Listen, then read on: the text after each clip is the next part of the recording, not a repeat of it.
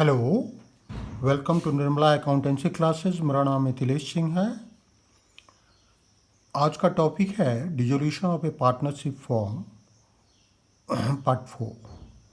आज भी हम लोग एक कॉम्प्रिहेंसिव क्वेश्चन देखेंगे जो कंसेप्चुअल हमारा नॉलेज है उसको और क्लियर करेंगे। ए बी एंड क्वेश्चन है, A, B and C were partners sharing profits in the ratio of 2:1. They decided to dissolve their firm on 31st March 2016 when the balance sheet was liabilities के कुछ items हैं, amounts हैं, assets के items हैं, amounts हैं। अब इसमें कुछ खास जो लाइबिलिटीज़ के आइटम है जिसका पहले हम लोगों ने पहले के क्वेश्चन में ये नहीं ट्रीटमेंट नहीं किया है, वो इम्पोर्टेंट है। एम्प्लॉयमेंट जैसे है employees provident fund, that C's loan account, investment fluctuation reserve, और एसेट साइड में गुडविल अकाउंट। इसके बाद कुछ एडजस्टमेंट के आइटम है, और लास्ट में हमसे रिक्वायर्ड है prepare necessary ledger accounts to close the books of the firm. Necessary ledger accounts तीन तो महत्वपूर्ण होते ही हैं डिसोल्यूशन के केस में। कौन कौन से? Realisation account, partners capital account and bank और कैश अकाउंट। कभी कभी हम लोगों को पार्टनर्स लोन अकाउंट भी बनाना पड़ता है अगर बैलेंस शीट में या कहीं भी इंफॉर्मेशन उसके बारे में है तो इसमें चीज़ लोन अकाउंट है तो हम लोगों को 4 फॉर्मेट ढांचे बनाने पड़ेंगे। अब ये चारों ढांचे कौन कौन से हैं कि करके हम लोग देखते हैं। पहला है रियलाइजेशन अकाउंट, दूसरा है पार्टनर्स कैपिटल अकाउंट्स, तीसरा है loan account, C's loan account, चौथा है कैश अकाउंट। कैश है बैंक में से दोनों में से कोई बन सकता है। यहाँ बैलेंस शीट में कैश का बैलेंस दिया गया है इसलिए कैश अकाउंट बनाया गया। अब हम लोग सबसे पहले जानते हैं कि इस तरह का क्वेश्चन करने के लिए हम एसेट अकाउंट को पहले खाली करते हैं। तो एसेट अकाउंट को जब खाली करेंगे तो सबसे पहले आइटम है कैश। तो कैश की एंट्री हम लोग कैश अकाउंट में कर देंगे। क्या लिखेंगे? To balance BD 40,000। अब दूसरा आइटम डेटर्स है 70,000, less provision for doubtful debts है 6,000। हम जानते हैं कि डेटर्स को फुल वैल्यू पर हम लोग ट्रांसफ़र करते हैं रियलाइजेशन अकाउंट के डेबिट साइड में, उसके अकाउंट को क्लोज करने के लिए, किसी भी एसेट के अकाउंट को क्लोज करने के लिए। और साथ साथ हम लोग रियलाइजेशन अकाउंट के क्रेडिट साइड में प्रोविज़न की भी एंट्री कर देंगे 6,000 की। इसके बाद हमारे पास स्टॉक है 50,000 का, ये भी ट्रांसफ़र हो जाएगा रियलाइजेशन अकाउंट के डेबिट साइड में। इन्वेस्टमेंट है ये भी ट्रांसफ़र हो जाएगा। फर्नीचर है ये भी ट्रांसफ़र हो जाएगा। मशीनरी है 1,32,000 का, वो भी ट्रांसफ़र होगा। लैंड है 1 लाख का, ये भी ट्रांसफ़र हो जाएगा। गुडविल है 30,000 का, ये भी ट्रांसफ़र हो जाएगा। तो हम लोग सबसे पहले रियलाइजेशन अकाउंट में ट्रांसफ़र की एंट्री करते हैं। जब रियलाइजेशन अकाउंट में हम ट्रांसफ़र की एंट्री करते हैं तो सबसे पहले क्या करते हैं? सबसे पहले हम लोग जो रियलाइजेशन अकाउंट को डेबिट करते हैं, कंसर्न एसेट के अकाउंट को क्रेडिट करते हैं। तो जो कंसर्न एसेट्स हम लोगों ने देखा है उसको क्रेडिट करेंगे। सबसे पहले हमारा कैश तो हम लोगों ने कर दिया, उसके बाद डेटर्स बचता है तो 2 डेटर्स लिखेंगे 70,000। डेटर्स के साथ हमारा प्रोविज़न है तो by provision for doubtful debts का लिखेंगे 6,000 रियलाइजेशन अकाउंट के क्रेडिट साइड में। हम लोग जब एसेट्स के ट्रांसफ़र की रियलाइजेशन अकाउंट में एंट्री सीखा था तो उसके साथ साथ ही हम लोगों ने इसको भी देखा था, जो एसेट के अगेंस्ट में कोई प्रोविज़न होता है तो उसका ट्रीटमेंट कैसे करते हैं। तो ये by provision for doubtful dates कर देंगे। इसके बाद सारे एसेट्स को ट्रांसफ़र कर रहे हैं, रिलेशन अकाउंट को डेबिट होता है और ऑल पार्टिकुलर्स जो एसेट्स बने उनका अकाउंट क्रेडिट होता है। तो यहाँ टू स्टॉक अकाउंट क्लिक करके रिलेशन अकाउंट के डेबिट साइड में लिखेंगे क्या 50,000, to investment 60,000, to furniture 42,000, to machinery 1,36,000, to land 1 lakh, to goodwill 30,000।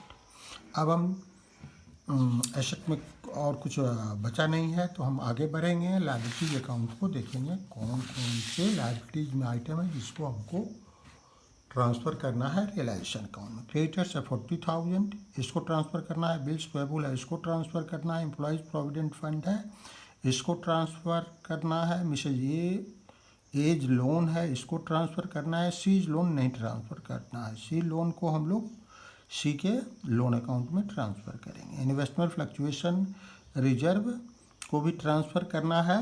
हालांकि ये एसेट के अगेंस्ट में ये है दैट रिजर्व है, लेकिन इस पर कोई हम लोगों को जो हमारा एडजस्टमेंट का इंफॉर्मेशन है कोई इस पर क्लेम या चार्ज नहीं है। तो वैसी स्थिति में हम लोग ट्रांसफ़र कर देंगे। हम लोगों ने सीखा भी है।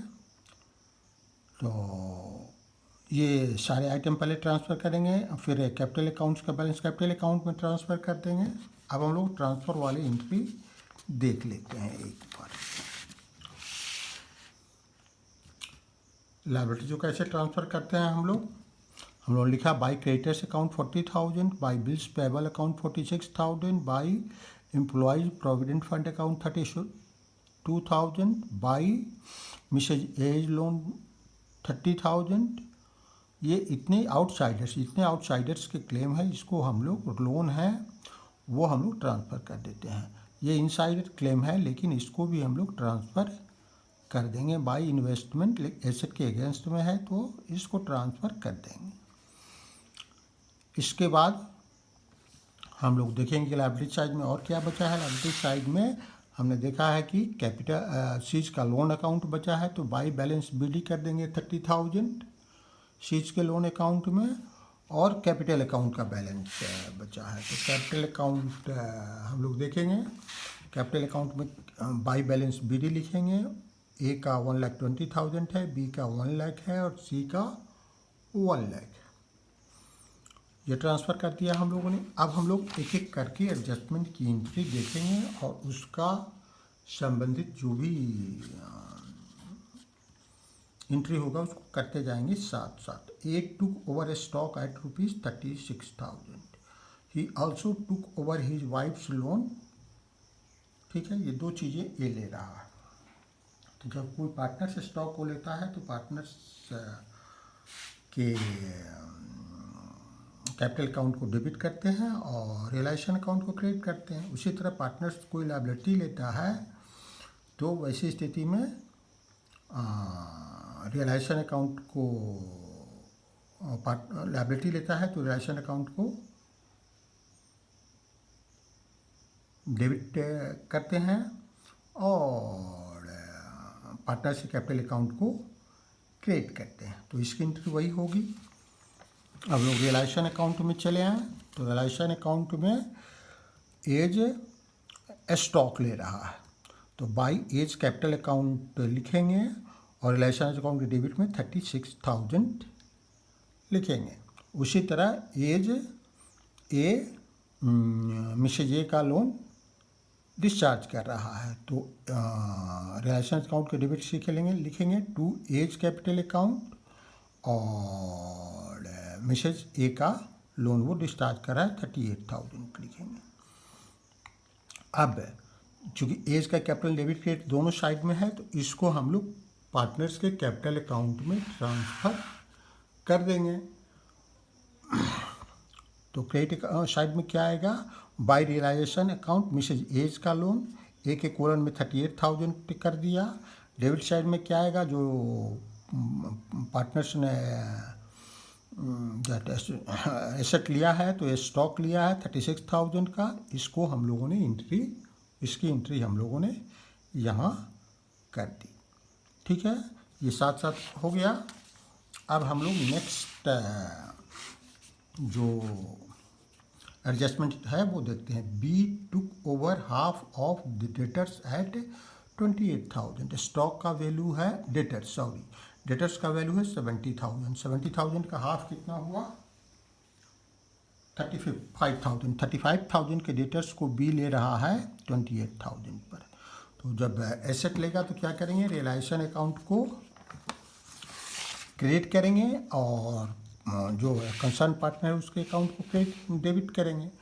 तो ऐसी स्थिति में क्या करेंगे, रियलाइजेशन अकाउंट के क्रेडिट में लिखेंगे बाई बीज कैपिटल अकाउंट डेटर्स के लिए 28,000 और दूसरी इनकी साथ साथ कर देंगे टू रियलाइजेशन अकाउंट पार्टनर से कैपिटल अकाउंट में डेटर्स के लिए और बी के कोलन में 28,000 लिख देंगे। तो ये एंट्री हो गई सेकेंड एडजस्टमेंट के संबंध में। अब हम लोग थर्ड एडजस्टमेंट देखेंगे। थर्ड एडजस्टमेंट क्या है, C took over investment at ₹54,000 and half of creditors at their book value. ठीक है, इन्वेस्टमेंट 60,000 का है, ये 54,000 पर सी ले रहा है और हाफ ऑफ क्रेडिटर्स 20,000 है वो ले रहा है। तो इसके एंट्री भी हम लोग रियलाइजेशन अकाउंट में करेंगे और पार्टनर से कैपिटल अकाउंट में करेंगे। और पहले रियलाइजेशन अकाउंट में एंट्री करेंगे by C's capital account investment के लिए 54,000 बाई सीज कैपिटल अकाउंट लिखेंगे रियलाइजेशन अकाउंट के क्रेडिट साइड में 54,000। इसी तरह रियलाइजेशन अकाउंट के डेबिट साइड में लिखेंगे to C's capital account 50% creditors discharge 20,000 हुआ 40,000 का। तो ये हम लोगों ने लिखा। अब साथ साथ हम लोग कैपिटल अकाउंट में भी एंट्री कर देते हैं। कैपिटल अकाउंट में एसेट के लिए लायबिलिटी के लिए बाई रियलाइजेशन अकाउंट लिखेंगे क्रेडिटर्स के लिए 20,000 और एसेट के लिए टू रियलाइजेशन अकाउंट लिखेंगे इन्वेस्टमेंट के लिए 54,000 सी के कोलन में। इसके बाद नेक्स्ट हम लोग एडजस्टमेंट देख लेते हैं। Remaining debtors realise 60% of their book value. Furniture sold for 30,000, machinery 82,000 and land ₹1,20,000। ठीक है, अब रिमेनिंग स्टॉक मतलब डेटर्स मतलब जो 35,000 बचा हुआ है उसका 60% ही रियलाइज हुआ। तो सबसे पहले इसका रियलाइजेशन अकाउंट में एंट्री करेंगे। रियलाइजेशन अकाउंट में एंट्री करने के पहले हम लोग देख लेते हैं कि डेटर्स का जो रिमेनिंग है वो कैसे कैलकुलेशन हो रहा है। रिमेनिंग डेटर्स का कैसे कैलकुलेशन हो रहा है। 70,000 का 50% तो ऑलरेडी एडजस्टमेंट हो गया है। 50% तब 1/2 कर देंगे इंटू 60/100 कर देंगे। 60% ही रियलाइज हो रहा है तो ये आएगा 21,000। तो रियलाइजेशन अकाउंट में क्या हम लोग लिखेंगे, डेटर्स में 21,000 ये बाई कैश अकाउंट करेंगे रियलाइजेशन अकाउंट के क्रेडिट साइड में और फिर कैश में भी इसको हम लोग ट्रांसफ़र करेंगे। तो डेटर्स अकाउंट 21,000 हुआ। फर्नीचर से हमको 30,000 कैश मिल रहा है तो वो भी लिखेंगे। मशीनरी से 22,000 कैश मिल रहा है वो 82,000 कैश मिल रहा है वो भी लिखेंगे। लैंड से 1,20,000 कैश मिल रहा है वो भी लिखेंगे। इसके बाद नेक्स्ट जो एडजस्टमेंट है हमारा, an unrecorded assets was sold for ₹22,000। तो कोई अनरिकॉर्डेड हो या रिकॉर्डेड हो एसेट जब रियलाइज होता है कैश में तो वो भी कैश अकाउंट में जाता है और कैश अकाउंट में जब जाएगा तो वो रियलाइजेशन अकाउंट के क्रेडिट साइड में आएगा। तो अनरिकॉर्डेड एसेट भी 22,000 का हम लोगों ने लिखा कैश अकाउंट में। तो बाई कैश अकाउंट में और रियलाइजेशन अकाउंट के में जो बाई कैश अकाउंट लिखा उसके अंडर में तो ये 22,000 टोटल हमारा। इसको टोटल करेंगे तो 2,75,000 आएगा। अब हम ये बाई कैश अकाउंट हुआ उसको 2,75,000 उसको कैश अकाउंट के क्रेडिट साइड में एंट्री कर देते हैं to realisation account asset realise 2,75,000, debit side में एंट्री कर देते हैं 2,75,000। रियलाइजेशन में कॉन्ट्रा एंट्री होगा तो रियलाइजेशन में क्रेडिट साइड में है तो कैश अकाउंट के डेबिट साइड में होगा, या कैश जो भी आता है वो उसके डेबिट साइड में लिखा जाता है, 2,75,000 लिखा गया यहाँ। इसके बाद हम नेक्स्ट एंट्री करते हैं, नेक्स्ट एडजस्टमेंट देखते हैं। And realisation expenses amounted to ₹4,000। अब रियलाइजेशन एक्सपेंसेज कितना मिल रहा है? 4,000। तो रियलाइजेशन एक्सपेंसेज जब हम पेमेंट करते हैं तो रियलाइजेशन अकाउंट को डेबिट करते हैं और कैश या बैंक अकाउंट को क्रेडिट करते हैं। तो रियलाइजेशन अकाउंट डेबिट में लिखेंगे टू कैश अकाउंट का नाम एक्सपेंसेस के लिए, और ये 4,000 हुआ। इसके बाद इसकी भी हम लोग एंट्री करते हैं कैश अकाउंट में बाय रियलाइजेशन एक्सपेंसेस, ठीक है, 4,000। इसके बाद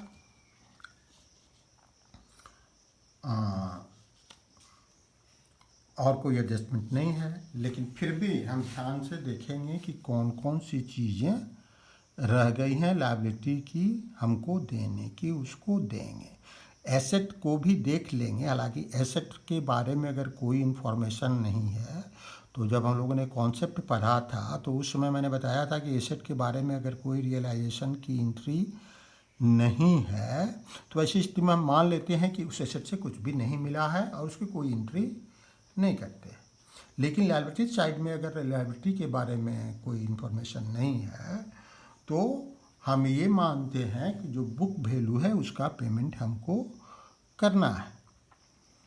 तो यहाँ क्रेडिटर्स के बारे में कुछ नहीं मालूम है, बिल्स पेबल के बारे में कुछ नहीं मालूम, सॉरी हाफ ऑफ क्रेडिटर्स के बारे में कुछ नहीं मालूम है, बिल्स पेबल के बारे में कुछ नहीं इन्फॉर्मेशन है, एम्प्लॉय प्रोविडेंट फंड के बारे में कुछ नहीं इन्फॉर्मेशन है,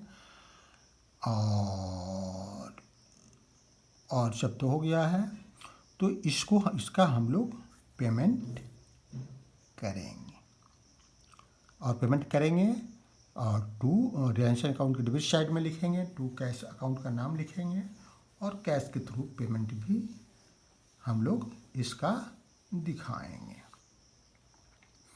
तो इसको हम लोग पहले कर लेते हैं। एक दूसरी चीज़ और यहाँ इम्पोर्टेंट है जिसकी चर्चा मैं साथ साथ करते चलूँ, यहाँ गुडविल हुआ।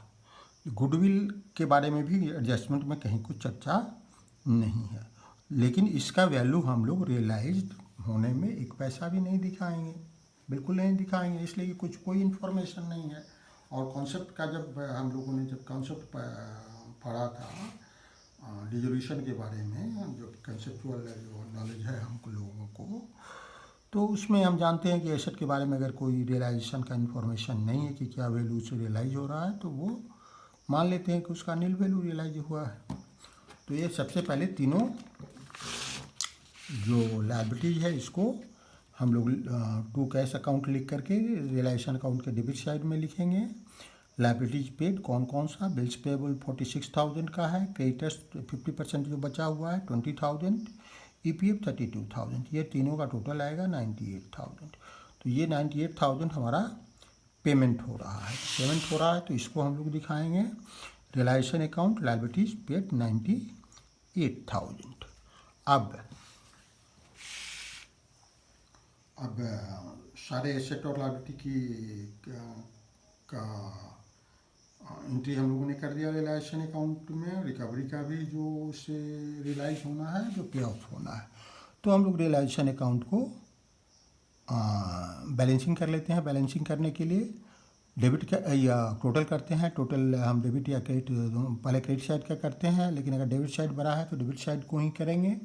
डेबिट साइड का क्रेडिट टोटल आ रहा है 6,48,000, यही अमाउंट हम क्रेडिट 6,48,000 डेबिट साइड का टोटल आ रहा है, यही अमाउंट हम क्रेडिट साइड में लिखेंगे 6,48,000। तो हमारा बैलेंस आएगा 77,000। अब 77,000 को हम लोग बांट देंगे किसमें, A, B और C में। ये रियलाइजेशन पर लॉस हुआ, अगर डेबिट बैलेंस अधिक होता है तो लॉस होता है। तो कैसे बांटेंगे? जो हमारा प्रॉफिट शेयरिंग रेशियो है 2:1 का, ये कैसे निकालेंगे? ये हम लोग यहाँ देख रहे हैं 77,000 का 2/5 ए का शेयर हुआ, ये 30,800 हुआ। उसी तरह 77,000 का 2/5 बी का शेयर हुआ, ये भी 30,800 रुपीज़ हुआ। सी का भी 77,000 का 1/5 हुआ, तो ये रुपीज़ 15,400 हुआ।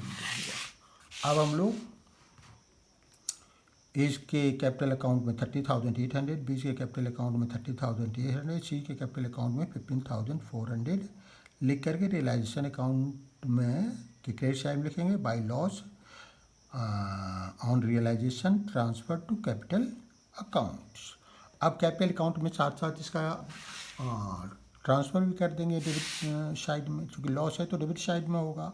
तो टू रियलाइजेशन अकाउंट लॉस लिखेंगे 30,800, ए के कैपिटल में, बी के कैपिटल में 30,800, सी के कैपिटल में 15,400। ये हमारा रियलाइजेशन अकाउंट का क्लोज हो गया। इसके बाद हम लोग लोन अकाउंट को भी क्लोज कर देंगे। तो लोन अकाउंट को क्लोज करने के लिए क्या करना होगा? पेमेंट करना होगा। पेमेंट करेंगे तो टू कैश अकाउंट लिखेंगे 30,000, और कैश अकाउंट में भी लिख देंगे। जब पेमेंट होता है तो क्रेडिट साइड में लिखते हैं, तो बाय सीज लोन अकाउंट लिख देंगे 30,000। जनरल एंट्री क्या होगा पेमेंट का? C's loan account debit to cash account. हम लोगों ने जब लायबिलिटी के पे ऑफ करने का तरीका कॉन्सेप्ट में देखा है जनरल, तो वो यही तरीका है। तो इसका पेमेंट हो गया तो इसको भी क्लोज कर देंगे। अब हम लोग कैपिटल अकाउंट को क्लोज करेंगे। क्लोज करने के लिए देख लेंगे टोटल किस साइड का ज़्यादा है। क्रेडिट साइड का टोटल ज़्यादा है तो टोटल करना शुरू करेंगे। सी का टोटल हुआ 1,20,000, बी का टोटल हुआ 1 लाख और ए का टोटल हुआ 1,58,000। यही अमाउंट डेबिट साइड में लिखेंगे। ए में 1,58,000, बी में 1 लाख, सी में 1,20,000। अब हम लोग जो बचा हुआ अमाउंट सरप्लस है उसको पे ऑफ करेंगे। तो टू कैश अकाउंट लिखेंगे कैपिटल अकाउंट में, और फिर कैश अकाउंट में by A's capital, B's capital and C's capital लिखेंगे। जो बैलेंसिंग फिगर है उसको यहाँ ले लेंगे। यही सरप्लस हुआ, ये पे ऑफ करना है पार्टनर्स को। तो ये हम लोगों ने लिख दिया बैलेंसिंग करके। अब जो कैश अकाउंट है उसमें एज कैपिटल अकाउंट में 91,200 कहाँ से आया? ये यहाँ से आया 91,200। फिर कैश अकाउंट में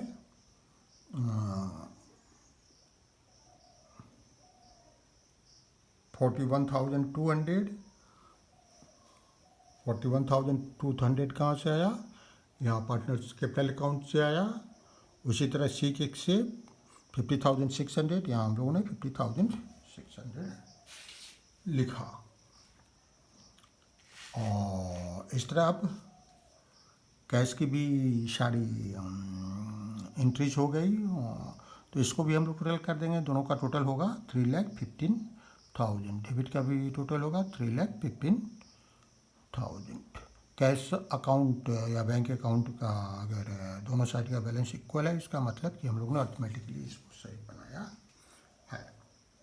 हो सकता है कि इस क्वेश्चन में तो कोई गलती नहीं है, दैट कम्प्लीमेंट्री एरर, लेकिन दूसरे किसी क्वेश्चन में आप अर्थमेटिकली करेक्ट हैं। इसका मतलब ये नहीं है कि आप कोई कंपनसेटरी एरर नहीं कर रहे हैं, हो सकता है, लेकिन यहाँ हम लोगों ने बिल्कुल सही किया है। Thank you, see you again.